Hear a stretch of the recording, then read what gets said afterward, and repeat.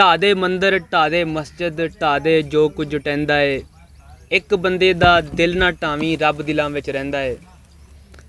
ਸਾਡੇ ਚੈਨਲ ਪੰਜਾਬੀ ਰੰਗ ਨੂੰ ਵੇਖਣ ਵਾਲੇ ਸਾਡੇ तमाम ਪੰਜਾਬੀ ਭਰਾਵਾਂ ਨੂੰ ਸਾਡੇ ਵੱਲੋਂ ਪਿਆਰ ਭਰਿਆ ਸਲਾਮ ਜੀ। ਅਸੀਂ ਆਪਣੇ ਚੈਨਲ ਤੇ ਗੱਲ ਕਰਦੇ ਹਾਂ ਆਪਣੀ ਜ਼ੁਬਾਨ ਦੀ, ਆਪਣੇ ਵਿਰਸੇ ਦੀ, ਵਿਰਾਸਤ ਦੀ, ਆਪਣੇ ਸਕਾਫਤ ਦੀ, ਕਿ ਕਿੱਦਾਂ ਸਾਡੇ ਲਹਿੰਦੇ ਪੰਜਾਬ 'ਚ ਜਿਹੜੀ ਪੰਜਾਬੀ ਜ਼ੁਬਾਨ ਆ, ਸਾਡਾ ਓਵਰਆਲ ਕਲਚਰ ਆ, ਉਹ ਖ਼ਤਮ ਹੋ ਰਿਹਾ ਹੌਲੀ ਹੌਲੀ। ਲੋਕ ਆਪਦੀ ਮਾਦਰੀ ਜ਼ੁਬਾਨ ਛੱਡ ਕੇ ਹੋਰ ਜ਼ੁਬਾਨ ਜਿਹੜੀ ਆ ਉਹਨੂੰ ਅਪਣਾ ਰਹੇ ਆ। ਅਸੀਂ ਇਹਨਾਂ ਟੌਪਿਕਸ 'ਤੇ ਗੱਲਾਂ ਬਾਤਾਂ ਕਰਦੇ ਹਾਂ, ਡਿਸਕਸ਼ਨ ਕਰਦੇ ਹਾਂ।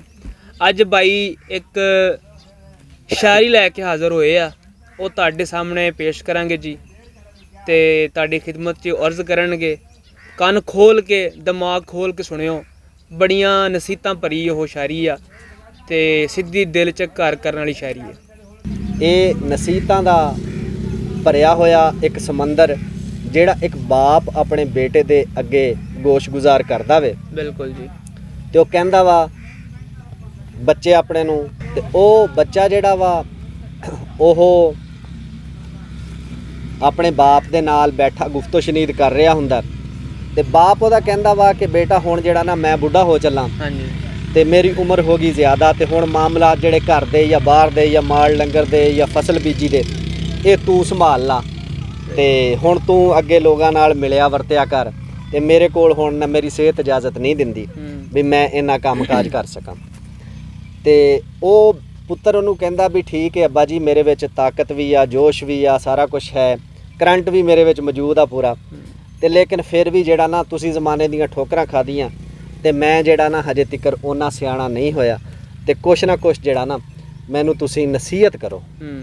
ਅਤੇ ਉਹ ਫਿਰ ਵਾਲਦ ਜਿਹੜਾ ਵਾ ਉਹ ਆਪਣੇ ਪੁੱਤਰ ਨੂੰ ਨਸੀਹਤ ਕਰਦਾ ਵੇ, ਅਤੇ ਉਹ ਨਸੀਹਤ ਜਿਹੜੀ ਆ ਉਹ ਇੱਕ ਪਿਆਰੇ ਜਿਹੇ ਸ਼ਾਇਰ ਨੇ ਪਿਆਰੀ ਜੀ ਸ਼ਾਇਰੀ ਦੇ ਨਾਲ ਉਹਨੂੰ ਇੱਕ ਗਜ਼ਲ ਦੇ ਵਿੱਚ ਪਰੋ ਛੜਿਆ। ਅਤੇ ਉਹੀ ਗਜ਼ਲ, ਉਹ ਨਸੀਹਤ ਜਿਹੜੀ ਬਾਪੂ ਆਪਣੇ ਪੁੱਤਰ ਨੂੰ ਕਰਦਾ ਹੈ, ਉਹ ਸ਼ਾਇਰੀ ਦੀ ਜ਼ਬਾਨ ਦੇ ਵਿੱਚ ਮੈਂ ਸਾਰੇ ਸੁਣਨ ਵਾਲਿਆਂ ਦੇ ਅੱਗੇ ਪੇਸ਼ ਕਰਾਂਗਾ। ਬਿਲਕੁਲ। ਮੇਰਾ ਆਖਾ ਮੰਨ ਲੈ ਪੁੱਤਰਾ, ਹਾਂਜੀ, ਹਰ ਗੱਲ ਪੱਲੇ ਬੰਨ ਲੈ ਪੁੱਤਰਾ, ਮੋੜਾਂ ਵਾਲੀ ਰਾਹ ਨਹੀਂ ਚੰਗੀ, ਨਿੱਤ ਬੇਗਾਨੀ ਚਾਹ ਨਹੀਂ ਚੰਗੀ, ਅਸਲੋਂ ਹੌਲਾ ਦਿਲ ਨਹੀਂ ਚੰਗਾ, ਬਹੁਤਾ ਵੱਡਾ ਤਿਲ ਨਹੀਂ ਚੰਗਾ, ਬਹੁਤੀ ਖਿਲਰੀ ਵੱਲ ਨਹੀਂ ਚੰਗੀ, ਕੰਡੋਂ ਓਲੇ ਗੱਲ ਨਹੀਂ ਚੰਗੀ, ਤਿੜ ਕੇ ਮਾਰੀ ਛਾਲ ਨਹੀਂ ਚੰਗੀ, ਬਹੁਤੀ ਲੰਮੀ ਕਾਲ ਨਹੀਂ ਚੰਗੀ, ਰੁੱਖਾਂ ਥੱਲੇ ਮੱਚ ਨਹੀਂ ਚੰਗਾ,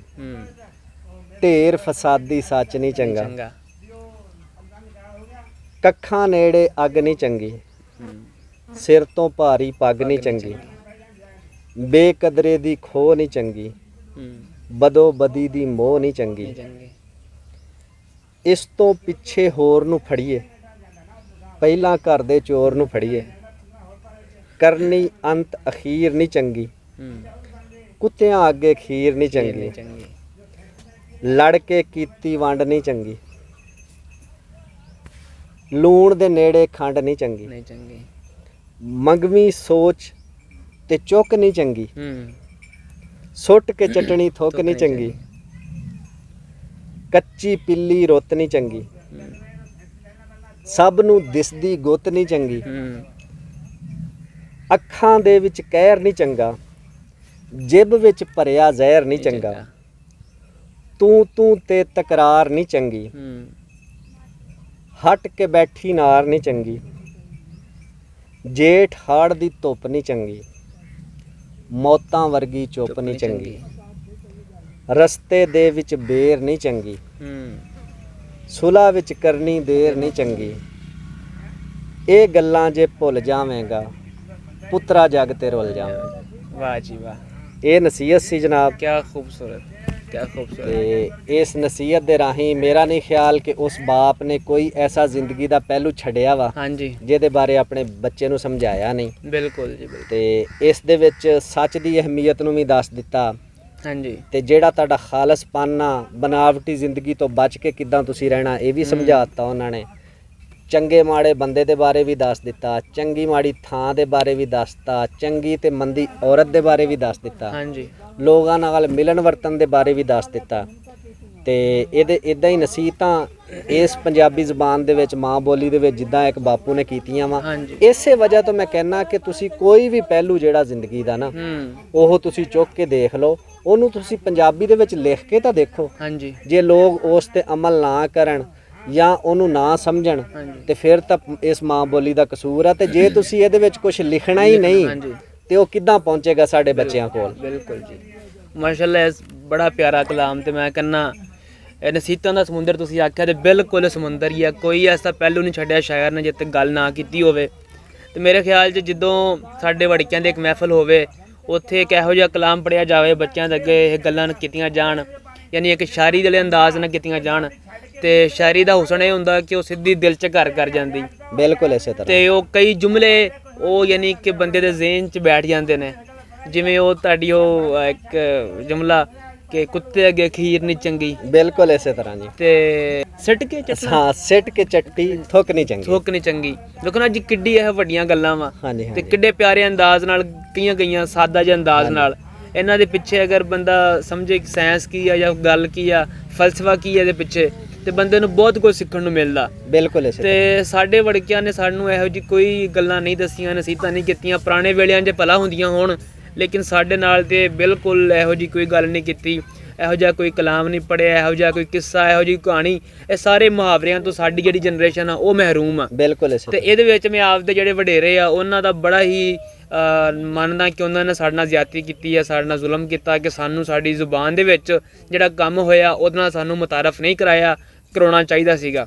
ਬਿਲਕੁਲ ਜੀ। ਮੈਂ ਅੱਜ ਵੀ ਇੱਕ ਜਗ੍ਹਾ ਤੇ ਪੜ੍ਹ ਰਿਹਾ ਸੀਗਾ, ਹਾਂਜੀ ਕਹਿੰਦੇ ਵੀ ਤੁਸੀਂ ਅੱਜ ਤੋਂ ਕੋਈ 25-30 ਸਾਲ ਪਿੱਛੇ ਚਲੇ ਜਾਓ ਨਾ, ਜਦੋਂ ਟੈਲੀਵਿਜ਼ਨ ਦਾ ਜਾਂ ਇੰਟਰਨੈਟ ਦਾ ਜਾਂ ਮੋਬਾਈਲ ਦਾ ਐਡਾ ਦੌਰ ਨਹੀਂ ਸੀ ਹੈਗਾ, ਹਾਂਜੀ ਤੇ ਉਦੋਂ ਦੀਆਂ ਜਿਹੜੀਆਂ ਮਾਵਾਂ ਸੀਗੀਆਂ ਉਹ ਸਾਰਾ ਦਿਨ ਕੰਮਕਾਜ ਕਰਕੇ ਥੱਕੀਆਂ ਟੁੱਟੀਆਂ ਹੁੰਦੀਆਂ ਸੀ, ਤੇ ਉਹਨਾਂ ਦੀ ਇੱਕ ਬਾਂਹ ਤੇ ਇੱਕ ਜਵਾਕ ਹੁੰਦਾ ਸੀ ਤੇ ਦੂਸਰੀ ਬਾਂਹ ਤੇ ਦੂਸਰਾ ਜਵਾਕ ਹੁੰਦਾ ਸੀ, ਤੇ ਰਾਤ ਨੂੰ ਉਹਨਾਂ ਨੇ ਨਾ ਉਹਨਾਂ ਨੂੰ ਐਤਲ ਕੁਰਸੀ ਸਿਖਾਣੀ, ਤੇ ਸੈਫਲ ਮਲੂਕ ਦਾ ਕਿੱਸਾ ਜਿਹੜਾ ਵਾ ਉਹ ਉਹਨਾਂ ਨੂੰ ਦੱਸਣਾ, ਮੀਆਂ ਮੁਹੰਮਦ ਬਖਸ਼ ਦਾ ਕਲਾਮ ਪੜ੍ਹ ਕੇ ਦੱਸਣਾ, ਹੀਰ ਵਾਰਿਸ ਸ਼ਾਹ ਪੜ੍ਹਨੀ, ਤੇ ਬੁੱਲੇ ਸ਼ਾਹ ਦਾ ਕਲਾਮ ਪੜ੍ਹ ਕੇ ਦੱਸਣਾ, ਤੇ ਸੁਲਤਾਨ ਬਾਹੂ ਦਾ ਕਲਾਮ ਪੜ੍ਹ ਕੇ ਦੱਸਣਾ। ਤੇ ਉਹ ਬੱਚਿਆਂ ਨੇ ਸੁਣਦਿਆਂ ਹੀ ਮਾਂ ਕੋਲੋਂ ਜਿਹੜਾ ਨਾ ਉਹਨਾਂ ਦੇ ਉਹ ਜ਼ਿਹਨ ਦੇ ਵਿੱਚ ਗੱਲਾਂ ਬੈਠ ਜਾਣੀਆਂ ਤੇ ਉਹਨਾਂ ਨੂੰ ਯਾਦ ਹੋ ਜਾਣੀਆਂ, ਤੇ ਉਹਨਾਂ ਦੇ ਵਿੱਚ ਨਸੀਹਤਾਂ ਵੀ ਹੁੰਦੀਆਂ ਸੀ ਤੇ ਉਹਨਾਂ ਨੂੰ ਯਾਦ ਵੀ ਉਹ ਸ਼ਾਇਰੀ ਹੋ ਜਾਂਦੀ ਸੀ। ਤੇ ਉਹ ਜਿਹੜੀ ਕਹਿੰਦੇ ਨੇ ਬਚਪਨ ਦੀ ਗੱਲ ਤੁਸੀਂ ਸਿੱਖਦੇ ਹੋ ਨਾ, ਜਾਂ ਸਮਝਦੇ ਹੋ ਜਾਂ ਯਾਦ ਕਰਦੇ ਹੋ, ਉਹ ਕਹਿੰਦੇ ਤੁਹਾਨੂੰ ਮਰਨ ਵੇਲੇ ਤਿਕਰ ਨਹੀਂ ਭੁੱਲਦੀ। ਤੇ ਹੁਣ ਦੇਖ ਲਓ ਵੀ ਅਸੀਂ ਕਿੰਨਾ ਦੂਰ ਹੋ ਗਏ ਉਸ ਤੋਂ। ਹਾਂਜੀ ਬਿਲਕੁਲ ਜੀ। ਨਾਲੇ ਕਹਿੰਦੇ ਜਿਹੜੀ ਸ਼ਾਇਰੀ ਹੁੰਦੀ ਹੈ ਜ਼ੁਬਾਨ ਦੀ, ਮਤਲਬ ਕੋਈ ਜਾਨ ਹੁੰਦੀ, ਜੜ ਹੁੰਦੀ ਹੈ ਜ਼ੁਬਾਨ ਨੂੰ ਉੱਤੇ ਲਿਜਾਣ ਲਈ, ਜ਼ੁਬਾਨ ਦੀ ਪਹਿਚਾਣ ਵਧਾਉਣ ਲਈ ਇਹਦਾ ਬੜਾ ਰੋਲ ਹੁੰਦਾ ਸ਼ਾਇਰੀ ਦਾ। ਬਿਲਕੁਲ। ਤੇ ਜਿਵੇਂ ਆਪਾਂ ਕੱਲ ਵੀ ਗੱਲ ਕੀਤੀ, ਉਹ ਸਾਡੀ ਵੀਡੀਓ ਰਿਕਾਰਡ ਨਹੀਂ ਹੋ ਪਾਈ, ਅਸੀਂ ਉਹ 'ਚ ਵੀ ਗੱਲ ਕੀਤੀ ਸੀ ਕਿ ਸਾਡੀ ਜਿਹੜੀ 9ਵੀਂ 10ਵੀਂ ਦੀ ਕਿਤਾਬਾਂ ਟੈਕਸਟ ਬੁੱਕ ਆ, ਹਾਂਜੀ ਹਾਂਜੀ, ਉਹਦੇ 'ਚ ਉਰਦੂ 'ਚ ਤੁਸੀਂ ਅਗਰ ਵੇਖੋ ਜਿਹੜੀਆਂ ਨਜ਼ਮਾਂ ਤੇ ਗਜ਼ਲਾਂ ਨੇ, ਉਹ ਇੱਕ ਤੁਸੀਂ ਅਮੀਰ ਦਾ ਸ਼ੇਰ ਆਖ ਰਹੇ ਸੀਗੇ ਕਿ ਹਾਂਜੀ ਕਿੱਦਾਂ ਸੀ ਭਲਾ ਉਹ ਸ਼ੇਰ, ਦੱਸਿਓ ਮਾੜਾ ਜਿਹਾ। ਉਹ ਹੈ ਨਾਜ਼ਨੀ ਉਸਕੇ ਲਬੋਂ ਕੀ ਕਿਆ ਕਹੀਏ, ਪੰਖੜੀ ਇੱਕ ਗੁਲਾਬ ਕੀ ਸੀ ਹੈ। ਹੁਣ ਮਤਲਬ ਕਿ ਤੁਸੀਂ ਬੱਚੇ ਨੂੰ ਕੀ ਸਿਖਾ ਰਹੇ ਹੋ, ਤੁਸੀਂ ਇਹ ਰੋਮਾਂਟਿਸਾਈਜ਼ ਕਰ ਰਹੇ ਹੋ। 9ਵੀਂ 10ਵੀਂ ਦਾ ਬੱਚਾ ਤੁਸੀਂ ਉਹਨੂੰ ਇਹੋ ਜਿਹੀਆਂ ਜਦੋਂ ਗਜ਼ਲਾਂ ਪੜ੍ਹਾ ਰਹੇ ਹੋ, ਤੇ ਉਹ ਬੱਚਾ ਉਹਨੇ ਕੀ ਸਿੱਖਣਾ?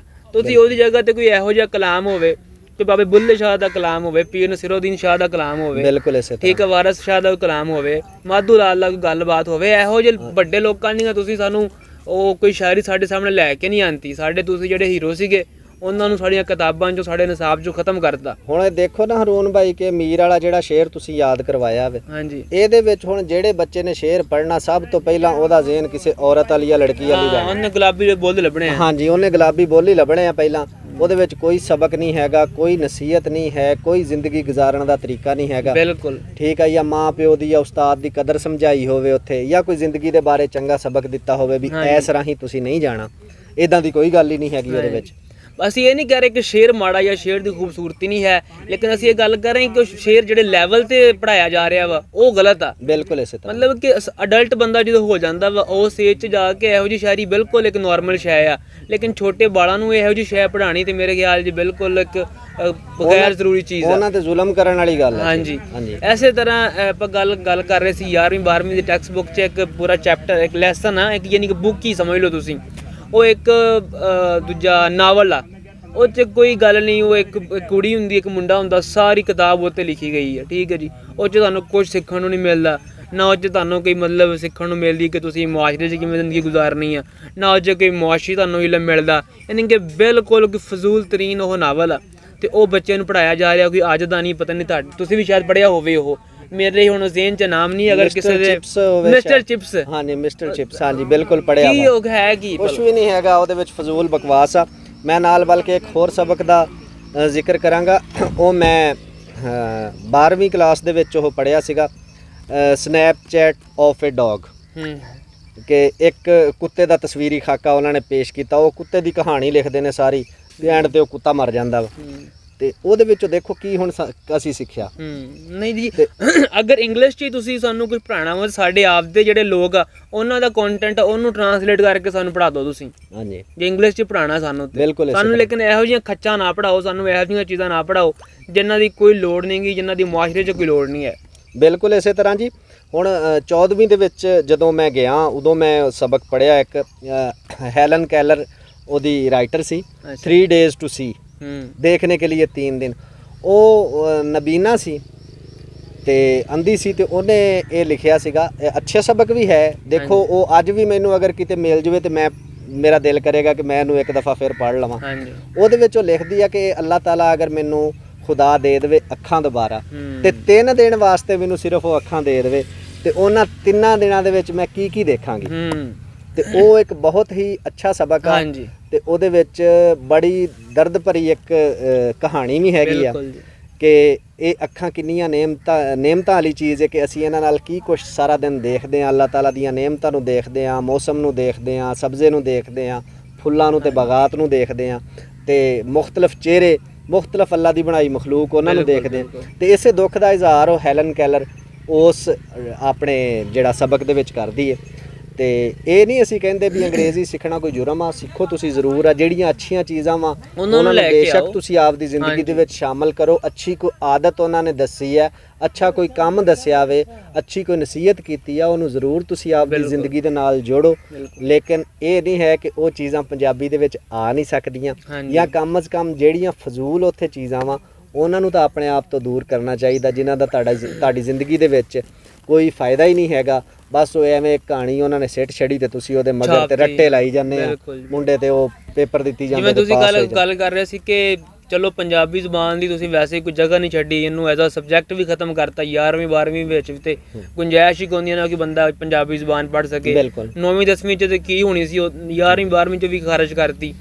ਆਪਾਂ ਗੱਲ ਕੀਤੀ ਸੀ ਕਿ ਇਹਨੂੰ ਐਜ਼ ਅ ਅਖਤਿਆਰੀ ਮਜ਼ਮੂਨ ਹੀ ਹੋ ਜਾਵੇ। ਹਾਂਜੀ, ਅਖਤਿਆਰੀ ਮਜ਼ਮੂਨ ਦਾ ਜਿਹੜਾ ਨਾ ਉਹਨਾਂ ਨੇ ਉੱਥੇ ਰੱਖਿਆ ਹੁੰਦਾ ਵਾ ਇੱਕ ਖਾਨਾ ਵੀ, ਅਖਤਿਆਰੀ ਮਜ਼ਮੂਨ ਦੇ ਵਿੱਚ ਕਿਹੜੀਆਂ ਤੁਸੀਂ ਜ਼ਬਾਨਾਂ ਜਾਂ ਕਿਤਾਬਾਂ ਤੁਸੀਂ ਜਿਹੜਾ ਵਾ ਉਹ ਉੱਥੋਂ, ਬਲਕਿ ਹਰ ਸੂਬੇ 'ਚ ਹੋਣੀ ਚਾਹੀਦੀ ਹੈ, ਹਰ ਸੂਬੇ ਦੀ ਜ਼ਬਾਨ ਜਿਹੜੇ ਬੰਦੇ ਨੇ ਉਹ ਤੁਸੀਂ ਅਖਤਿਆਰੀ ਮਜ਼ਮੂਨ। ਤੇ 9ਵੀਂ 10ਵੀਂ ਦੇ ਵਿੱਚ ਜਿੱਦਾਂ ਇੱਕ ਵਾਰੀ ਮੈਂ 8ਵੀਂ ਦੇ ਵਿੱਚ ਹੈ ਸੀ, ਤੇ ਉਹ ਨਾ 2 ਮਜ਼ਮੂਨ ਸੀਗੇ, ਇੱਕ ਸੀ ਜ਼ਰਾਤ ਤੇ ਇੱਕ ਸੀ ਬਿਜਲੀ।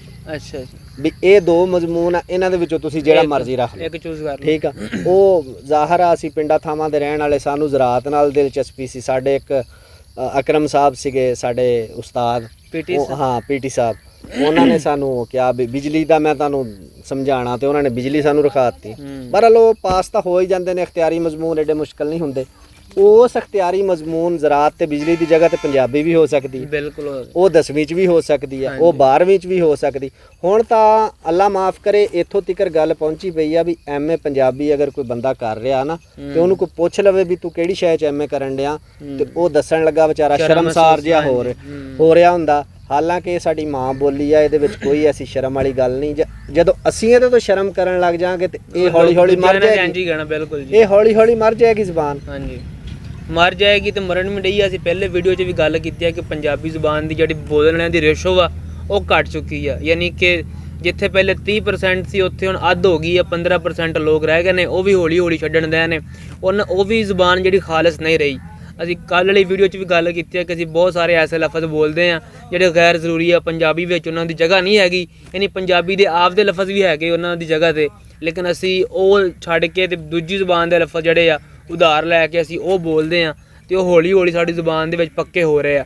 ਬਿਲਕੁਲ ਗੱਲ ਕਰਨ ਦਾ ਮਕਸਦ, ਅੱਜ ਵਾਲੀ ਜਿਹੜੀ ਵੀਡੀਓ ਬਣਾਉਣ ਦਾ ਮਕਸਦ, ਜਿਹੜੀ ਭਾਈ ਨੇ ਕਲਾਮ ਪੜ੍ਹਿਆ, ਉਹ ਮਕਸਦ ਇਹ ਆ ਕਿ ਸਾਡੀ ਜਿਹੜੀ ਸ਼ਾਇਰੀ ਆ, ਸਾਡੀ ਜਿਹੜੀ ਵੱਡਿਆਂ ਦੀ ਕਲਾਮ ਆ, ਉਹ ਸਾਡੇ ਤੋਂ ਖੋਲਿਆ, ਸਾਡੇ ਤੱਕ ਨਹੀਂ ਪਹੁੰਚਾਇਆ ਗਿਆ, ਸਾਡੇ ਨਿਸਾਬ ਰਾਹੀਂ ਨਹੀਂ ਬਚਾਇਆ ਗਿਆ, ਹਰ ਤਰ੍ਹਾਂ ਸਾਡੇ ਤੋਂ ਦੂਰ ਰੱਖਿਆ ਗਿਆ ਉਸ ਚੀਜ਼ ਨੂੰ। ਹੁਣ ਐਡਾ ਖੂਬਸੂਰਤ ਇਹ ਕਲਾਮ ਆ, ਮੈਂ ਕਹਿੰਦਾ ਕਿ ਅਗਰ ਇਹ ਹਰ ਘਰ 'ਚ ਇਹਨੂੰ ਪੜ੍ਹਿਆ ਜਾਵੇ, ਬੱਚਿਆਂ ਨੂੰ ਸੁਣਾਇਆ ਜਾਵੇ, ਤੇ ਬਹੁਤ ਸਾਰੇ ਬੱਚੇ ਬਹੁਤ ਸਾਰੇ ਗਲਤ ਕੰਮਾਂ ਤੋਂ ਬਚ ਸਕਦੇ ਆ। ਬਿਲਕੁਲ ਤੇ ਪੇਰੈਂਟਸ ਨੂੰ ਉਹਨਾਂ ਦੀ ਪੈਰੈਂਟਿੰਗ ਕਰਨ ਦੀ ਵੀ ਕੋਈ ਏਡੀ ਖਾਸ ਲੋੜ ਨਹੀਂ, ਉਹ ਸਿਰਫ ਇਹੋ ਜਿਹੀ ਕੋਈ ਨਸੀਹਤਾਂ ਪਾਈ ਉਹਨਾਂ ਦੇ ਅੱਗੇ ਕਲਾਮ ਪੜ੍ਹ ਲੈਣ, ਗਜ਼ਲ ਪੜ੍ਹ ਲੈਣ, ਤੇ ਉਹੀ ਉਹਨਾਂ ਵਾਸਤੇ ਇੱਕ ਉਹਨਾਂ ਦੀ ਮੈਂ ਕਹਿੰਦਾ ਪੇਰੈਂਟ ਦੀ ਪੈਰੈਂਟਿੰਗ ਹੋ ਜਾਏਗੀ ਕਿ ਬੱਚਿਆਂ ਨੂੰ ਉਹ ਕੋਈ ਚੱਜ ਦੀ ਸ਼ੈ ਸਿਖਾ ਦੇਣਗੇ। ਬਿਲਕੁਲ। ਔਰ ਦੂਸਰਾ ਇਹ ਆ ਕਿ ਇਹ ਨਾ ਇੱਕ ਉਰਦੂ ਦਾ ਮੁਹਾਵਰਾ ਹੁੰਦਾ, ਤੁਸੀਂ ਸੁਣਿਆ ਹੋਏਗਾ, ਦਰਿਆ ਨੂੰ ਕੂਜ਼ੇ ਵਿੱਚ ਬੰਦ ਕਰਨਾ। ਹਾਂਜੀ, ਠੀਕ ਆ ਬਈ, ਬਹੁਤ ਵੱਡਾ ਜਿਹੜਾ ਨਾ ਤੁਸੀਂ ਕੋਈ ਮਜ਼ਮੂਨ ਆ ਤੇ ਉਹਨੂੰ ਮੁਖਤਸਰ ਜੀ ਗੱਲ ਦੇ ਵਿੱਚ ਅਗਰ ਤੁਸੀਂ ਬਿਆਨ ਕਰ ਦਿੰਦੇ ਹੋ ਨਾ, ਤੇ ਉੱਥੇ ਇਹ ਜੁਮਲਾ ਬੋਲਿਆ ਜਾਂਦਾ ਆਮ ਤੌਰ ਤੇ ਇੱਥੇ ਮੁਹਾਵਰੇ ਜਿਹੜੇ ਜਿੱਦਾਂ ਕੁੱਤੇ ਨੂੰ ਖੀਰ ਨਹੀਂ ਚੰਗੀ, ਹਾਂਜੀ, ਜਾਂ ਰੁੱਖ ਦੇ ਥੱਲੇ ਮੱਚ ਨਹੀਂ ਚੰਗਾ, ਜਾਂ ਆਪਣਾ ਸਿੱਟ ਕੇ ਚੱਟੀ ਥੁੱਕ ਨਹੀਂ ਚੰਗੀ, ਇਸ ਤਰ੍ਹਾਂ ਦੇ ਜਿਹੜੇ ਮੁਹਾਵਰੇ ਨੇ ਉਹ ਬੱਚਿਆਂ ਨੂੰ ਜਦੋਂ ਤੁਸੀਂ ਸੁਣਾਓਗੇ ਤੇ ਬੱਚੇ ਆਪਣੇ ਵਾਲਿਦੈਨ ਤੋਂ ਪੁੱਛਣਗੇ ਇਹ ਹੈ ਮਤਲਬ ਵੀ ਇਹਦਾ ਕੀ ਮਤਲਬ ਆ, ਇਹ ਗੱਲ ਕਿੱਥੇ ਠਾਕਦੀ ਜਾ ਕੇ। ਹਾਂਜੀ, ਫਿਰ ਮਾਂ ਪਿਓ ਉਹਨਾਂ ਨੂੰ ਸਮਝਾਏਗਾ ਕਿ ਬੇਟਾ ਇਦਾਂ ਜ਼ਿੰਦਗੀ ਦੇ ਵਿੱਚ ਕੋਈ ਮਸਲਾ ਆਵੇ ਜਾਂ ਇਦਾਂ ਦਾ ਕੋਈ ਬੰਦਾ ਤੁਹਾਡੇ ਮੱਥੇ ਲੱਗੇ ਤੇ ਇਹ ਇਦਾਂ ਉਹਦੇ ਤੋਂ ਬਚਣਾ ਵਾ। ਫਿਰ ਉਸ ਦੇ ਨਾਲ ਮਿਲਦਾ ਜੁਲਦਾ ਵਾਲਿਦੈਨ ਕੋਈ ਕਿੱਸਾ ਸੁਣਾਉਣਗੇ ਬੱਚਿਆਂ ਨੂੰ। ਹਾਂਜੀ, ਠੀਕ ਹੈ, ਫਿਰ ਬੱਚੇ ਦੀ ਸਮਝ 'ਚ ਆ ਜਾਏਗਾ ਬਿਲਕੁਲ ਕਿ ਮੈਂ ਬੁਰੇ ਲੋਕਾਂ ਤੋਂ ਕਿਸ ਤਰ੍ਹਾਂ ਬਚਣਾ ਵਾ, ਮੈਂ ਬੁਰੀਆਂ ਆਦਤਾਂ ਤੋਂ ਕਿਸ ਤਰ੍ਹਾਂ ਬਚਣਾ ਵਾ, ਤੇ ਮੈਂ ਆਪਣੀ ਜ਼ਿੰਦਗੀ ਨੂੰ ਅੱਛੀ ਜ਼ਿੰਦਗੀ ਕਿਸ ਤਰ੍ਹਾਂ ਕਰਨਾ। ਹਾਂਜੀ, ਦੇਖੋ ਪੰਜਾਬੀ ਦੀ ਖੂਬਸੂਰਤੀ ਇਹ ਵਾ ਕਿ ਇਹੋ ਜਿਹਾ ਮੁਹਾਵਰਾ ਕਹਿ ਕੇ, ਸਾਦਾ ਜਿਹਾ ਮੁਹਾਵਰਾ ਕਹਿ ਕੇ, ਜਿਹ 'ਚ ਕਿਸੇ ਸ਼ਖਸੀਅਤ ਨੂੰ ਵੀ ਟਾਰਗੇਟ ਨਹੀਂ ਕੀਤਾ ਗਿਆ, ਕਿਸੇ ਬੰਦੇ ਨੂੰ ਟਾਰਗੇਟ ਨਹੀਂ ਕੀਤਾ ਗਿਆ। ਜਿਵੇਂ ਕੁੱਤੇ ਨੂੰ ਖੀਰ ਨਹੀਂ ਪਚਦੀ, ਹਾਂਜੀ, ਜਾਂ ਕੁੱਤੇ ਨੂੰ ਖੀਰ ਨਹੀਂ ਚੰਗੀ। ਵੇਖੋ ਇਹ 'ਚ ਹੁਣ ਕਿਹੋ ਜਿਹੀ ਗੱਲ, ਅਗਰ ਬੰਦਾ ਇਹਨੂੰ ਉੱਤੋਂ ਵੇਖੇ ਤੇ ਮਤਲਬ ਤੁਹਾਨੂੰ ਲੱਗੂਗਾ ਕੀ ਗੱਲ ਹੈ ਇਹ। ਹਾਂਜੀ ਹਾਂਜੀ, ਲੇਕਿਨ ਬਿਲਕੁਲ। ਤੁਸੀਂ ਜਦੋਂ ਉੱਤੋਂ ਲੰਘ ਜਾਏਗੀ, ਜਿਹਨੂੰ ਨਹੀਂ ਪਤਾ, ਜਿਹਨੇ ਅੰਦਰ ਨਹੀਂ ਜਾਣਾ ਇਸ ਗੱਲ ਦੇ, ਉਹਦੇ ਉੱਤੋਂ ਹੀ ਲੰਘ ਜਾਏਗੀ। ਜੇ ਤੁਸੀਂ ਇਹ ਗੱਲ ਦੀ ਗਹਿਰਾਈ ਨੂੰ ਸਮਝੋਗੇ, ਪਤਾ ਲੱਗੂ ਕਿ ਗੱਲ ਦੇ ਪਿੱਛੇ ਕੀ ਫਲਸਫਾ ਵਾ। ਬਿਲਕੁਲ, ਇਹ ਗੱਲ ਜਿਹੜੀ ਆ ਕਿਹਦੇ ਨਾਲ ਰੈਜ਼ੋਨੇਟ ਕਰ ਰਹੀ ਹੈ, ਜਾਂ ਪਿੱਛੇ ਦੇ ਕਿਉਂ ਗੱਲ ਇਹ ਕਹੀ ਗਈ ਹੈ, ਮੁਹਾਵਰਾ ਕਿੱਦਾਂ ਬਣਿਆ ਇਹ, ਫਿਰ ਤੁਹਾਨੂੰ ਸਮਝ ਲੱਗੂਗੀ ਪੰਜਾਬੀ ਜ਼ੁਬਾਨ ਕਿੱਡੀ ਡੂੰਘੀ ਆ, ਤੇ ਪੰਜਾਬੀ ਜ਼ੁਬਾਨ ਦੀ ਜਿਹੜੀ ਗੱਲਾਂ ਵਾ ਉਹਨਾਂ ਵਿੱਚ ਕਿੰਨੀ ਗਹਿਰਾਈ ਹੈ, ਤੇ ਜਿਹੜੇ ਸਾਡੇ ਅੱਜ ਦੇ ਲੋਕ ਆ ਉਹ ਕਿਉਂ ਇਹਨਾਂ ਗੱਲਾਂ ਨੂੰ ਸਾਡੇ ਤੱਕ ਨਹੀਂ ਪਹੁੰਚਾ ਪਾਏ, ਆਪਦੇ ਬਾਲਾਂ ਤੱਕ ਨਹੀਂ ਪਹੁੰਚਾ ਪਾਏ। ਉਹਨਾਂ ਦਾ ਅਸੀਂ ਅੱਜ ਬਿਲਕੁਲ ਕਸੂਰ ਕਹਿੰਦੇ ਹਾਂ ਕਿ ਸਾਡੇ ਵਡੇਰਿਆਂ ਨੇ ਸਾਡੇ ਤੇ ਇਹ ਜ਼ਿਆਦਤੀ ਕੀਤੀ ਕਿ ਸਾਡੇ ਤੱਕ ਇੱਦਾਂ ਦੀਆਂ ਗੱਲਾਂ ਨਹੀਂ ਪਹੁੰਚਾਈਆਂ ਜੀ। ਹੋਰ ਕੁਝ ਕਹਿਣਾ ਚਾਹਾਂਗੇ ਬਈ ਅਬਦੁਲਰਹਿਮਾਨ? ਬਿਲਕੁਲ ਇਸੇ ਤਰ੍ਹਾਂ ਨਸੀਹਤਾਂ ਮੈਨੂੰ ਇੱਕ ਹੋਰ ਮੇਰਾ ਦੋਸਤ ਆ, ਉਹ ਅਸੀਂ ਇਕੱਠੇ ਇੱਕ ਜਗ੍ਹਾ ਤੇ ਮੁਲਾਜ਼ਮਤ ਕਰਦੇ ਸੀਗੇ, ਤੇ ਮੇਰੇ ਨਾਲ ਉਹ ਆ ਕੇ ਬੈਠਣਾ, ਤੇ ਇਦਾਂ ਹੀ ਉਹਨੇ ਪੰਜਾਬੀ ਦੇ ਬਾਰੇ ਗੱਪਸ਼ਪ ਲਾਣੀ ਮੈਨੂੰ। ਤੇ ਉਹ ਕਹਿੰਦਾ ਵੀ ਮੈਂ ਇਦਾਂ ਇੱਕ ਦਿਨ ਬੈਠਾ ਆਪਦੇ ਅੱਬੇ ਕੋਲ ਬੈਠਕ ਦੇ ਵਿੱਚ, ਤੇ ਬੈਠਿਆਂ ਮੈਂ ਕਹਿ ਦਿੱਤਾ ਵੀ ਅੱਬਾ ਜੀ ਮੈਨੂੰ ਨਾ 2 ਤੁਸੀਂ ਨਸੀਹਤਾਂ ਕਰਨੀਆਂ ਅੱਜ। ਉਹ ਹੁਣ ਪੁੱਤਰ ਸੀਗਾ, ਉਹਨੂੰ ਵੀ ਉਹਦੀ ਚਾਹ ਸੀਗੀ ਬਈ ਅੱਬਾ ਮੈਨੂੰ ਕੁਛ ਨਾ ਕੁਛ ਸਮਝਾਵੇ।